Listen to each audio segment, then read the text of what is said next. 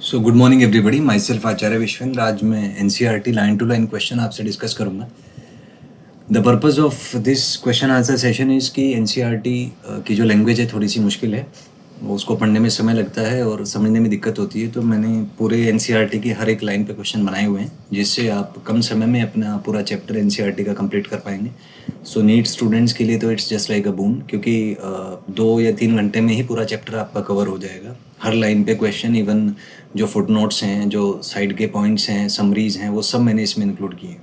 तो 2 या 3 घंटे में आप मान लीजिए बेस्ड ऑन द चैप्टर, उसके बाद आपको इसको पढ़ने की आवश्यकता नहीं पड़ेगी और अच्छे तरीके से आप इसको रिटेन कर पाएंगे। So it's just an optimisation tool for your JEE Main and NEET itself. Advance में तो हालांकि उसका कोई बहुत ज़्यादा रिलीवेंस नहीं है, बट जेई मेन और नीट में काफ़ी क्वेश्चन एनसीईआरटी से आते हैं, तो आप ऑप्टिमाइज कर सकते हैं अपने आप को। Let's start with the first question.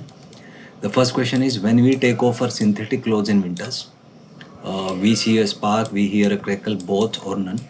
तो सर्दियों में जब हम अपने कपड़े सिंथेटिक क्लोथ्स को उतारते हैं तो आपने देखा होगा उसमें चिंगारी बनती है कई बार, और हमें एक साउंड भी क्रैकल का सुनाई देता है। So both will be correct, so third will be correct here. Next is lightning is an example. जो बिजली चमकती है तो it's an example of electric discharge, तो first one will be correct. Next is a sensation of electric shock while opening the door of a car और bus after sliding is due to. तो electric discharge की वजह से होता है, बस के मूवमेंट की वजह से उसमें चार्जेस इंड्यूस हो जाते हैं, और हमारी बॉडी क्योंकि कंडक्टिंग है, तो जब हम बस को टच करेंगे तो हमारी बॉडी के थ्रू चार्ज ट्रांसफ़र होगा, सो उसकी वजह से हमें फील होता है वो शॉक।